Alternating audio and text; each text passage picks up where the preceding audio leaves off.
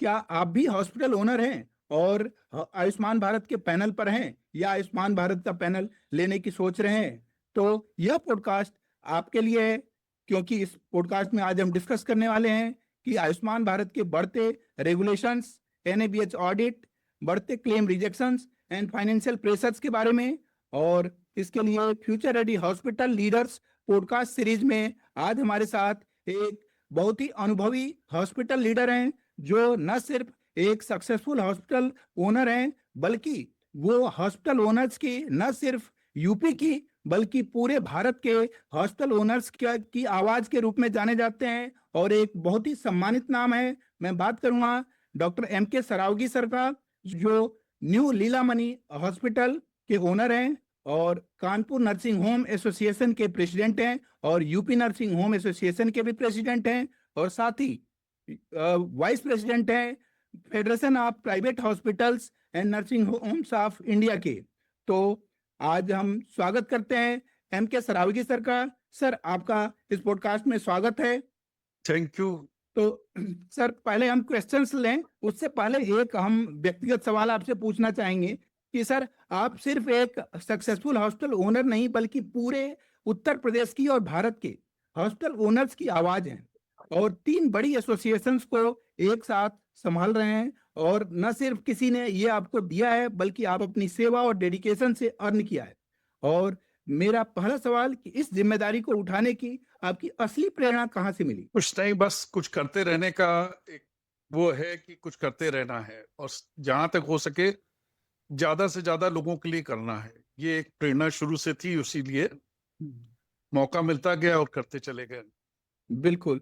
तो आप 3 बड़ी एसोसिएशन के प्रेसिडेंट और वाइस प्रेसिडेंट हैं। कानपुर नर्सिंग होम एसोसिएशन के भी प्रेसिडेंट हैं, यूपी नर्सिंग होम एसोसिएशन के भी प्रेसिडेंट हैं और वाइस प्रेसिडेंट हैं federation of private hospital owners and nursing home association of India के। तो ये तीनों जिम्मेदारियां एक साथ संभालते हैं, साथ ही एक हॉस्पिटल ओनर भी हैं, क्लिनिकल प्रैक्टिस भी करते हैं। तो ये सारी चीजें करते हुए आप थकते नहीं हैं और इसके लिए आपको प्रेरणा कहाँ से मिलती है? ऐसा है कि सबको व्यस्त रहना चाहिए, काम करते रहना चाहिए। वही एक प्रेरणा है कि हमें ज्यादा से ज्यादा काम करना है। तो अब हम अपना बाकी समय जो है और लोगों के लिए डिवोट करने लग गए। वैसे भी हम शुरू से करीब 12-15 साल से Kanpur nursing home association president रहे। लगातार 20 साल से कोई ना कोई पोस्ट होल्ड कर रहे थे। फिर धीरे धीरे उसी में काम बढ़ाते गए और लोगों को जोड़ा और उस पे चले गए। तो एक इच्छा है कि ज्यादा से ज्यादा लोगों के लिए करें, लेकिन इस समय थोड़ा सा कठिन है। हम लोग ये महसूस कर रहे हैं कि यूनाइट करना इस समय कठिन हो रहा है, क्योंकि हॉस्पिटल्स बहुत खुल गए हैं, छोटे छोटे हॉस्पिटल बहुत खुल गए हैं। तो वो सब आज हम लोग डिस्कस करेंगे कि कैसे हम लोग इन सबको एक साथ लेके चलें, क्योंकि इतने हॉस्पिटल हो गए हैं। जैसे कानपुर शहर में ही 500 नर्सिंग होम थे, 2000 खुल चुके हैं कोविड के बाद से। तो अब आज आपके अनुभव हम लोग जानना चाहेंगे कि कैसे इन विषम परिस्थितियों में अपने लोग सरवाइव करें। बिल्कुल सर। तो बिल्कुल हम लोग आपस में अपने अनुभव शेयर करेंगे, लेकिन उससे पहले कि जैसे जैसे आपने जिम्मेदारियां संभालते गए, लोगों का ट्रस्ट आप गेन करते गए और लोगों ने फिर आपको और जिम्मेदारियां देते गए कि लोगों का विश्वास आप अर्न करते रहे। तो इसलिए आपकी धीरे धीरे ग्रेजुअल रिस्पॉन्सिबिलिटीज भी ऐड होती रही और लोगों का भरोसा बढ़ता रहा। तो ये आपके लिए बड़ा अचीवमेंट है। मैं आपसे एक चीज जानना चाहूंगा कि एट प्रेजेंट यूपी में और खासतौर कानपुर में प्राइवेट हॉस्पिटल क्या चैलेंजेस फेस कर रहे हैं और इस समय उनकी मेन क्या प्रॉब्लम्स है जिसको कि अभी एड्रेस नहीं किया जा सका है? नहीं, इस समय जो पूरे इंडिया का सिनेरियो एक सा है। ज्यादातर यूपी का भी सिनेरियो ऐसा ही है कि नर्सिंग होम्स की प्रॉफिटेबिलिटी बहुत कम हो गई है। कुछ नर्सिंग होम छोड़ दीजिए, 100 में से 5 या 10 छोड़ दीजिए जो अपना बहुत अच्छे चल रहा है, जिनके सामने प्रॉब्लम्स ना के बराबर है, बड़े कारपोरेट हॉस्पिटल है या वो है। लेकिन बाकी जो अपने हॉस्पिटल्स है उसमें 90% इस समय सफर कर रहे हैं। इस समय उनकी प्रॉफिटेबिलिटी कम हो गई है। एक तो आयुष्मान आ गया है, आयुष्मान की वजह से उसमें मेडिकल वाला तो कर ही नहीं सकते हैं। जो मेडिसिन वाला काम है वो तो ऐसा है कि जिसमें आप काम भी करेंगे और घाटा भी उठाएंगे। सर्जिकल में भी प्रॉफिटेबिलिटी बहुत कम है, 2-4 सर्जरी छोड़ दीजिए, बाकी सब में बहुत कम है। तो उनका प्रॉफिट बहुत स्क्वीज हो गया। जितने टीपीए हैं उन्होंने रेट बहुत पहले से ही कम कर रखे थे और कम कर दिए। 12-12 साल से कोई रेट बढ़ाए नहीं, महंगाई बढ़ चुकी है। कैश के पेशेंट्स बहुत कम हो गए हैं और कैश के पेशेंट भी अब पैकेज में होने लग गए हैं ज्यादातर, कि हमारे गॉलब्लैडर सर्जरी है, हमें पैकेज बता दीजिए। अब किसी को पूरे रेट्स नहीं मिल रहे हैं। तो कुल मिला के एक तो ये भी है कि हॉस्पिटल की संख्या भी कई गुना बढ़ चुकी है, तो पेशेंट तो लगभग उतना ही है, जनसंख्या कोई बहुत ज्यादा तो बढ़ी नहीं है। गवर्नमेंट हॉस्पिटल पहले से अच्छा काम करने लग गए हैं, उन पे काफी प्रेशर है, काफी पेशेंट गवर्नमेंट हॉस्पिटल में जाने लग गए हैं। तो अब कुल मिला के हर हॉस्पिटल में ऑक्यूपेंसी की भी समस्या होती जा रही है, प्रॉफिटेबिलिटी की भी समस्या होती जा रही है। और जो एक चैलेंज हम लोग फेस कर रहे हैं कि अब यूनिटी उतनी नहीं रह गई, क्योंकि वो छोटे छोटे जितने हॉस्पिटल खुले हैं उनको अपने सर्वाइवल के लिए लड़ते रहना है, तो वो किसी की बात सुनते भी नहीं है। कहा जाए कि इस टीपी का काम बंद करना है तो अब बहुत कम लोग सुनते हैं, तो इसलिए अब हम लोग सफल भी नहीं हो पा रहे हैं। बेसिक प्रॉब्लम ये, इसका क्या समाधान हो सकता है वो बताइए, वो असली प्रॉब्लम है।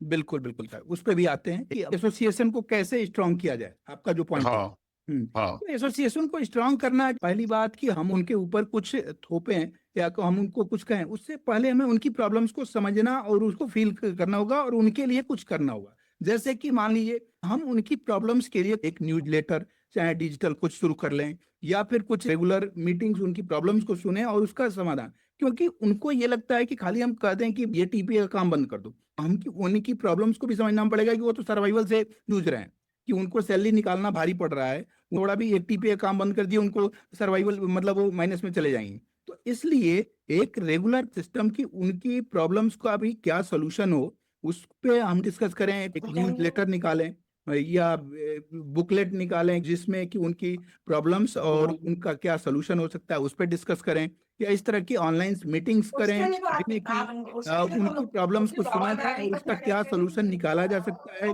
वो निकाला जाए। जैसे आपने कहा कि बहुत सारे अस्पताल खुल गए हैं, इस समय उनकी सबसे बड़ी समस्या है आयुष्मान के रेगुलेशंस। कुछ नए सर्कुलर आ जाते हैं, कुछ नए नियम्स आ जाते हैं और कुछ गाइडलाइंस आ जाती है, वो या तो अपडेट नहीं रहते और उसके कारण उनका क्लेम रिजेक्ट हो जाता है, वो डी पैनल हो जाते हैं। अभी न्यूज में आया था कि 200 से अधिक आयुष्मान भारत के अस्पतालों को पेनलाइज किया गया, 18 स्टेट्स प्रभावित हुए और नेशनल हेल्थ एजेंसी ने एआई ऑडिट इंजन के थ्रू ये चीजें डिटेक्ट की।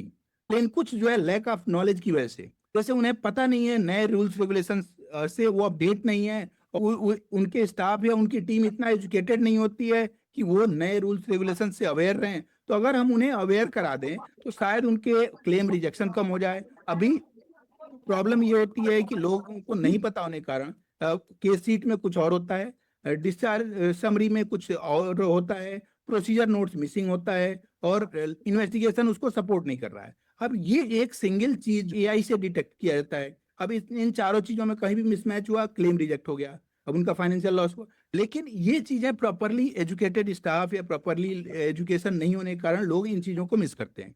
उसके बाद से बायोमेट्रिक वेरिफिकेशन, दूसरा जो पॉइंट होता है कि लोग क्या करते हैं कि बायोमेट्रिक सिस्टम हमारा खराब है इसलिए बायोमेट्रिक सिस्टम को स्किप कर देते हैं, लेकिन उसकी वजह से 35% केसेज का क्लेम रिजेक्शन या पेनलाइजेशन का कारण बनता है। उसके बाद से तीसरी जो गलती करते हैं लोग कि जैसे उनका स्टाफ जब इम्पैनलमेंट हुआ तब डॉक्टर थे, बाद में छोड़ के चले गए, उनके पास 70 बेड था, अब उन्होंने घटा करके 50 बेड कर लिया।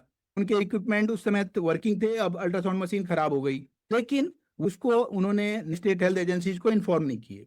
उसके बाद से जब सरप्राइज विजिट हो जाती है तो फिर उनके ऊपर पेनल्टी या क्लेम रिजेक्शन हो जाता है, उन्होंने चीजें अपडेट नहीं किया। हम उनकी इस चीज में हेल्प कर सकते हैं कि हम उनको अवेयर करें, उनको एजुकेट करें, ठीक है, कि आपको अगर कोई डॉक्टर छोड़ के चला जाता है पैनल के बाद तो आप इन्फॉर्म करें, आप कोई मशीन खराब हो जाता है उसको इन्फॉर्म करें, फिर बेड चेंज होता है उसको इन्फॉर्म करें। तो इंफ्रास्ट्रक्चर को रेगुलरली अपडेट करते रहें ताकि आपको उसकी वजह से क्लेम रिजेक्शन ना झेलना पड़े।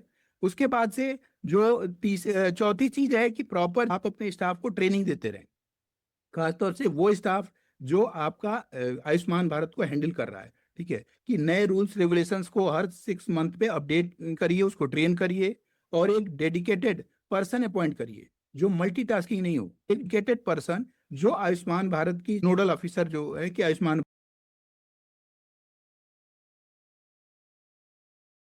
मित्र उन चीजों को मॉनिटर करे। पांचवी चीज जो कर सकते हैं कि क्लेम ऑडिट, कि कैसे क्लेम रिजेक्शन या पेनलाइजेशन क्यों होता है, कि उनकी एजेंसीज के लोग यानी स्टेट हेल्थ एजेंसी के लोग या नेशनल हेल्थ अथॉरिटी के लोग आकर के फिजिकल वेरिफिकेशन भी करते हैं। उसमें वो स्टाफ वेरीफाई करते हैं, उनके क्रेडेंशियल वेरीफाई करते हैं, इंफ्रास्ट्रक्चर वेरीफाई करते हैं, इक्विपमेंट वेरीफाई करते हैं, और सबसे इंपॉर्टेंट कि जो आपने क्लेम सबमिट किए हैं उसका फिजिकल वेरिफिकेशन करते हैं कि उसमें कोई मिसमैच तो नहीं है। तो अगर हम टाइमली इन चीज़ों को स्टाफ को एजुकेट करते रहें, अवेयर करते रहें, एक डेडिकेटेड पर्सन अपॉइंट कर दें, तो वेरिफिकेशन में फेल नहीं होगा। और खुद से सेल्फ इंटरनल ऑडिट करें। सेल्फ इंटरनल ऑडिट यानी अगर आपके पास 100 केसेज महीने में होते हैं आयुष्मान के, तो 10 केसेज को रेंडमली उठा करके खुद से इन पैरामीटर्स पे चेक करिए, इंटरनल ऑडिट करिए, ताकि कोई और आके चेक करे और गलतियां पकड़े उससे पहले आप खुद ही चेक करके और गलतियों को ठीक कर लें। तो इससे क्या होगा कि आपका क्लेम रिजेक्शन कम हो जाएगा, आपका पेनलाइजेशन के चांसेस कम हो जाएंगे। और फिर जैसे आपने बताया कि एसोसिएशन के लेवल पे अगर एसोसिएशन इस काम में उनकी हेल्प करेगा तो डेफिनेटली वो आपको फॉलो करेंगे, क्योंकि कोई भी जब आप वैल्यू उनको देंगे तो उसके बाद से अगर आपने उनका 5 लाख का बेनिफिट कराया तो फिर 1 लाख का आपके लिए वो नुकसान भी झेलने के लिए तैयार रहेंगे। तो ये इशू है कि हम उनकी कितनी हेल्प कर सकते हैं, जो चीजें कि उनको अवेयर करने में, उनको एजुकेट करने में, ताकि उनको पेनाल्टी ना हो, उनका क्लेम रिजेक्ट कम हो, तो वहां से हम लोग उनको बेनिफिट पहुंचा सकते हैं। एक डाटा पॉइंट जो बहुत ही शॉकिंग है कि जैसे हमने बताया कि 35% केसेज जो है पेनाल्टी केसेज सिर्फ बायोमेट्रिक वेरिफिकेशन से रिजेक्ट हो जाते हैं। कि मतलब ये कि अगर बायोमेट्रिक वेरिफिकेशन आप स्किप करते हैं तो क्लेम रिजेक्शन के चांसेस बढ़ जाते हैं और फिर पेनलाइजेशन का। तो एसोसिएशन लेवल पे आप ऐसे केसेज को कि और हॉस्पिटल्स ये मिस्टेक बार बार क्यों करते हैं, इसको आप कैसे देखते हैं? ये जनरली नए हॉस्पिटल करते होंगे जो लगातार कर रहे हैं, उनके यहाँ आदमी इस तरह के ट्यून्ड हैं कि वो लोग ये इतनी बड़ी गलती नहीं करते हैं। ये जो नए नए तमाम हॉस्पिटल पैनल होते हैं उनको मालूम नहीं होता है, नए नए स्टाफ रख लेते हैं, वही करते होंगे। हाँ। तो मतलब ये आपका कहना है कि जो पुराने हॉस्पिटल्स हैं वो रेगुलरली अपडेट होते रहते हैं, और वो नहीं, नए हॉस्पिटल जो चूंकि अवेयर नहीं होते हैं तो उनके केसेस में ये प्रॉब्लम्स आती है। अच्छा, आप ये बताइए कि अभी 50 बेडेड हॉस्पिटल्स क्या क्या और चैलेंजेस फेस कर रहे हैं इसके अलावा, जैसे मेनली कि नर्सिंग होम लेवल के जो हॉस्पिटल्स हैं उनके सामने अभी क्या चैलेंजेस हैं? चैलेंजेस जो मैंने आपको शुरू में बताए वही सबसे ज्यादा चैलेंजेस हैं। जो बड़े हॉस्पिटल हैं उनके लिए चैलेंजेस कम हैं, हाँ। क्योंकि अब किसी के पास टीपीए है, इंश्योरेंस है, तो वो किसी छोटे या मध्यम लेवल के अस्पताल में ना जाके वो सीधे सबसे बड़ा जो हॉस्पिटल है वहां जाता है, क्योंकि उसको मालूम है कि मेरा तो फ्री होना है। हाँ। तो उनके पास तो काम अपने आप बढ़ता है। कोई भी पेशेंट इलाज कराना चाहता है तो अगर उसके पास उसको पैसे नहीं देने हैं तो सबसे बड़े अस्पताल में जाएगा। उसके पास किसी भी योजना का कार्ड है, अगर आयुष्मान का ही है मान लीजिए, तो अगर वो बड़ा हॉस्पिटल कर रहा है तो उसी के पास जाएगा। तो मीडियम लेवल के पास काम की भी कमी है, और जो गवर्नमेंट के लाइसेंसिंग वाला काम जो है वो भी बहुत कठिन होता चला जा रहा है। वो सब कॉस्ट बढ़ती चली जा रही है। इतने सारे लाइसेंसेस हैं, इतने सारे डिपार्टमेंट है, हर आदमी के रेट बहुत बढ़ चुके हैं। उनके सामने चैलेंज यही है कि उनकी आमदनी कम हो चुकी है, खर्चे बहुत बढ़ गए हैं, काम कम हो गया है, प्रॉफिटेबिलिटी कम है, क्योंकि गवर्नमेंट लाइसेंसिंग वो सब बहुत महंगी होती चली जा रही है। इसका रिन्यूअल बाकी हो गया, उसका रिन्यूअल होना है, ये सब हर समय ये प्रोसेस चलता ही रहता है, ऑनगोइंग प्रोसेस है। अब प्रॉब्लम वहां पे थोड़ा सा और बढ़ जाती है, जैसे टायर 2 टायर 3 सिटीज में जो छोटे हॉस्पिटल्स हैं, नर्सिंग होम्स हैं, जहाँ पे कि ये है कि अभी प्रॉपर सिस्टम डेवलप कर पाना और डिजिटलाइजेशन कर पाना एक बड़ा चैलेंज होता है, फाइनेंशियल रीजन से भी और अदर रीजन से भी। तो ऐसे में चूंकि जो एनएचए का जो एआई वेव है, उनके रडार पे टायर 2 टायर 3 हॉस्पिटल्स अधिक हैं, क्योंकि वहाँ पे डिजिटलाइजेशन भी नहीं हुआ है और एनएबीएच भी नहीं है। क्योंकि एनएबीएच से ये होता है कि एक प्रॉपर सिस्टम डेवलप हो जाता है जो है आयुष्मान को चाहिए। एनएबीएच से कुछ बेनिफिट भी है कि कॉस्ट बढ़ता है, लेकिन बेनिफिट ये होगा कि एक तो प्रॉपर सिस्टम, जैसे स्टैंडर्ड ऑपरेटिंग प्रोसीजर जो आयुष्मान में चाहिए, प्रॉपर पॉलिसी प्रोसीजर और वो सिस्टम चाहिए, इक्विपमेंट कैलिब्रेशन चाहिए, स्टाफ के प्रॉपर रिकॉर्ड्स चाहिए, ट्रेनिंग का सिस्टम चाहिए, वो सारी चीजें एनएबीएच प्रोवाइड करा देता है। तो उससे यह है कि क्लेम रिजेक्शन एंड बाकी जो आपके पेनलाइजेशन के चांसेज हैं वो घट जाता है। और जो है टीपीए में भी आपको एक बेटर रेट मिल जाता है एनएबीएच की वजह से। तो इन सब चीजों से प्लस पेशेंट का ट्रस्ट लेवल भी आज की डेट में देखिए तो आज पेशेंट एजुकेटेड हो गया है और पेशेंट का ट्रस्ट लेवल एनएबीएच हॉस्पिटल पे अधिक होता है in comparison to non NABH के। तो इन सब चीजों से बिजनेस जो है देखिए कहीं न कहीं उसको वो कंपनसेट भी करता है। डॉक्यूमेंट्री वर्क बढ़ेगा, एक्सपेंसेस बढ़ेंगे, लेकिन एक्सपेंसेस जो एज ए हम तो उसको एज ए इन्वेस्टमेंट मानते हैं, क्योंकि देखिए एक तो टीपीए से बेनिफिट हुआ, प्लस आपका जो आयुष्मान का क्लेम रिजेक्शन है वो भी कम हो गया और आपको पेनलाइजेशन के चांसेस कम हो गए। अगर आज आप की बात जो है यूपी के हर हॉस्पिटल ओनर तक पहुंच सकती है, तो वो क्या चीज होगा जो आप हर हॉस्पिटल ओनर को आप बताना चाहेंगे? हम किस हॉस्पिटल तरीके ओनर से? को एक ही मैसेज सबसे पहले देना चाहते हैं कि हम लोग जो है किसी भी तरह यूनाइट हो जाएं। दूसरा रास्ता यह है कि हम लोग जॉइंट वेंचर में जाएं। जैसे बाहर की कंपनियां हैं, हम्म, वो जॉइंट वेंचर कर करके, जैसे कोई भी कंपनी आती है हमें, वो दूसरी को लेती है। जैसे यही चेन खुल रही है बड़े बड़े हॉस्पिटल की, वो दूसरे शहर में जाके हॉस्पिटल को टेकअप करते हैं, एक दो हॉस्पिटल को जोड़ते हैं। ऐसे ही हम लोगों को अपने मानसिकता बदलनी पड़ेगी कि हमको कुछ लोगों को मिलके बड़े हॉस्पिटल करने पड़ेंगे। अपने छोटे हॉस्पिटल को चाहे हम किसी मॉल में या किसी भी चीज में कन्वर्ट करें, जिनके सर्वाइवल नहीं हो रहे हैं या ज्यादा परेशानी फेस कर रहे हैं। अगर हमें उसी बिजनेस में रहना है तो हमें हम्म, बड़े कारपोरेट की तरह आना पड़ेगा, अदरवाइज बिल्कुल हम लोग धीरे धीरे खत्म हो बिल्कुल। जाएंगे। पहले जो भी हॉस्पिटल अपने सर्वाइवल के लिए स्ट्रगल कर रहे हैं, तो उनको अपने स्ट्रगल के बजाय वो कोलेबोरेशन पे फोकस करना चाहिए कि अगर दो अस्पताल स्ट्रगल कर रहे हैं, एक गायनी का है एक पीड्स का है, और दोनों अगर कोलेबरेट कर लें तो शायद दोनों ही सक्सेसफुल हो जाएंगे। तो अगर ऐसे 4 या 5 अस्पताल कोलेबरेट करके एक बड़ा सेटअप भी डेवलप कर सकते हैं और वो फिर सक्सेसफुली रन कर पाएगा, वो बड़े चैलेंजेस भी फेस कर पाएगा, वो हॉस्पिटल ऑपरेशन के आने चैलेंजेस को भी इजीली फेस कर पाएगा, बजाय इसके कि हम टुकड़ों टुकड़ों में बटे रहें। वही कि अगर हमें यूनाइट होकर के कोलेबरेट होकर के आगे बढ़ना है तो हम सक्सेसफुल हो पाएंगे। तो अगर आपस में कोलेबरेट कर लें तो जो हॉस्पिटल स्ट्रगल कर रहे हैं, जो सर्वाइवल के लिए डिफरेंट चैलेंजेस फेस कर रहे हैं, वो शायद एक बड़े सेटअप के रूप में कन्वर्ट हो जाएं। और मैं जानता हूं कि कितने सारे सक्सेसफुल हॉस्पिटल्स इसमें कि 6-6, 7-7 डॉक्टर्स आपस में मिल करके और 200 बेडेड 300 बेडेड कॉर्पोरेट हॉस्पिटल उन्होंने डेवलप कर लिया। ठीक है, और वो सक्सेसफुली रन कर रहा है। अगर शायद वो सभी डॉक्टर अलग अलग अपना एक छोटा छोटा नर्सिंग होम बनाते तो आज वो लोग भी स्ट्रगल कर रहे होते अपने सर्वाइवल के लिए।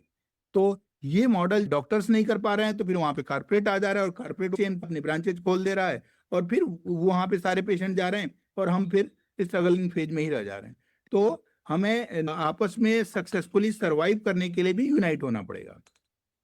इससे अच्छा ये है कि हम लोग ही आपस में यूनाइट होके 5 डॉक्टर, 8 डॉक्टर, 7 डॉक्टर, जितने हम साथ चल सकते हैं, हम्म, वो एक पहले तो उसमें आपस में ट्रेनिंग लें या मानसिकता लाएं कि हम साथ में जुड़ के काम कर सकते हैं। हम्म, क्योंकि वो 7 डॉक्टर मिलके 7 बार कंप्लायंस कर रहे हैं, और हम्म, जब एक साथ हो जाएंगे तो हम्म, उनको एक ही कंप्लायंस करना पड़ेगा। और एक बड़ा हॉस्पिटल होगा, हाँ, सबके नाम से पेशेंट आएंगे, बस हाँ, उनको अपनी मानसिकता बदलनी पड़ेगी और इसी तरह वो सरवाइव कर पाएंगे। बिल्कुल सही कह रहे हैं। तो इस मुहिम को थ्योरी से प्रैक्टिकल में लाने के लिए हमको लगता है आपको लीड करना चाहिए और इसमें हम आपके सपोर्ट करने के लिए तैयार हैं।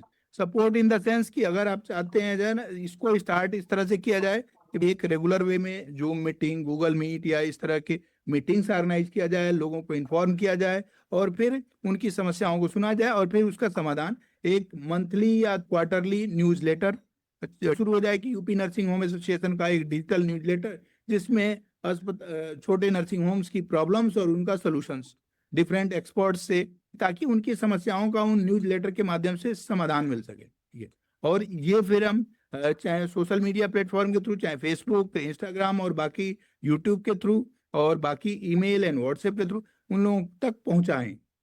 जब तक हम इन सब चीजों को नहीं करेंगे तब तक एसोसिएशन स्ट्रांग नहीं होगा और लोग भी बेनिफिट नहीं होंगे। नहीं है, क्योंकि वो अपनी समस्याओं से जूझ रहे हैं और उन्हें समस्याओं का समाधान चाहिए।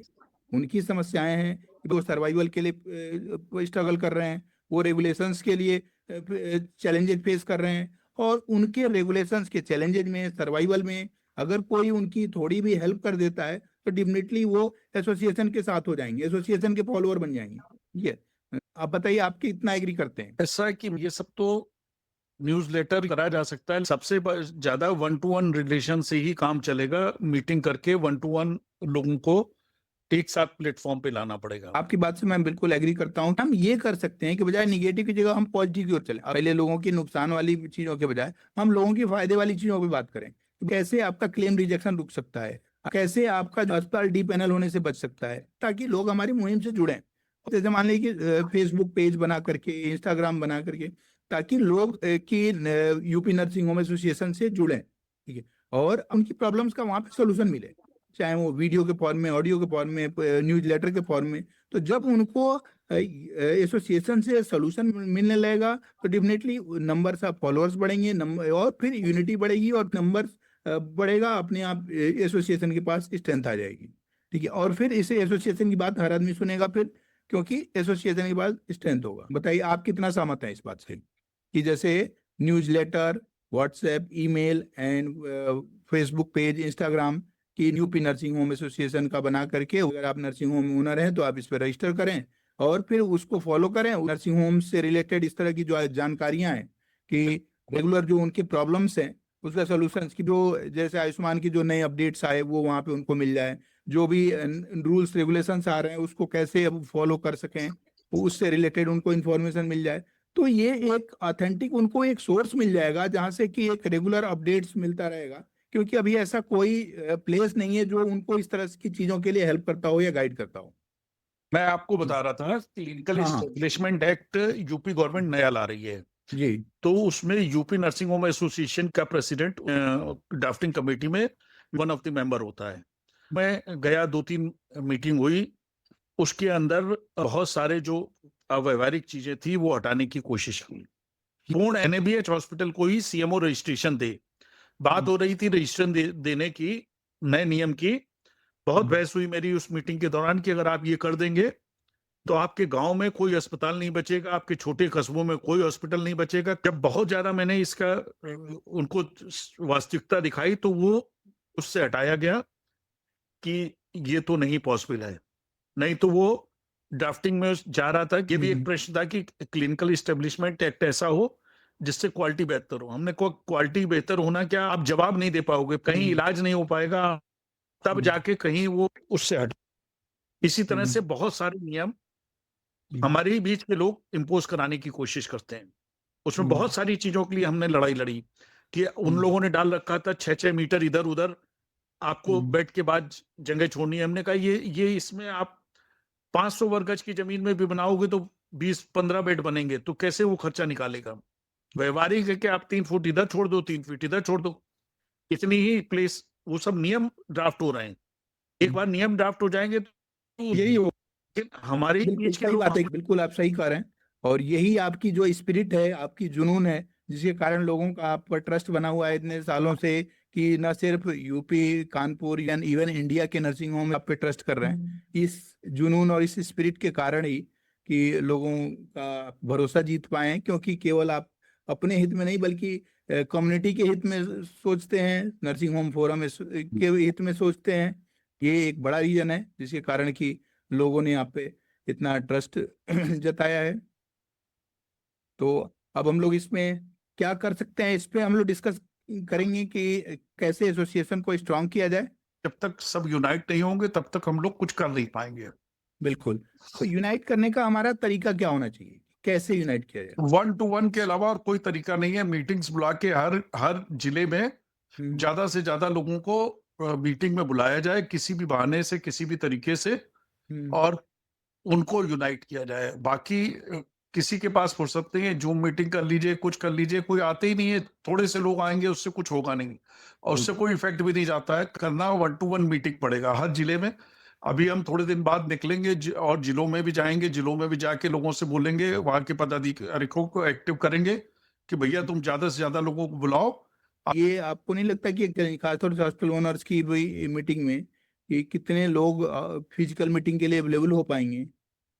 ऐसा कि अभी हमने कई महीने के बाद कानपुर में मीटिंग की थी और ये हाँ मैसेज दे दिया था कि पिछली मीटिंग में लोग नहीं आ रहे थे, तो हमने कह दिया था कि हम एसोसिएशन भंग कर देंगे अगर आप लोग इसी तरह चलोगे, तो हम नहीं चलेंगे। इस बार मीटिंग में काफी अच्छी प्रेजेंस रही। ऐसे ही हर जिलों के पदाधिकारियों को एक्टिव करना पड़ेगा। बिल्कुल। हर जिले के हर जिले में नर्सिंग होम एसोसिएशन है, काफी सारे जिले हैं यूपी के, हाँ। उनको एक्टिव करना पड़ेगा, तो हम्म, वो लोग इसको कुछ कर पाएंगे। उसके लिए बीच बीच में जाना भी पड़ेगा कि भाई कभी यूपी से प्रेसिडेंट आ रहे हैं तो एक मीटिंग हो गई, उसमें हम्म, ज्यादा लोग आ जाएंगे, हाँ। और इस तरह से प्रयास करना पड़ेगा। हमको यूनाइट होना पड़ेगा, जब हम यूनाइट होंगे तभी हम कुछ पा पाएंगे। जब तक फिजिकली हम उनसे अटैच नहीं होंगे, हम्म, क्योंकि उनको हमको एहसास कराना है। तो हम्म, अब यही एक रास्ता मेरे को दिख रहा है, इसी रास्ते को पकड़ के शायद कुछ सफलता मिल पाएगी। हम्म।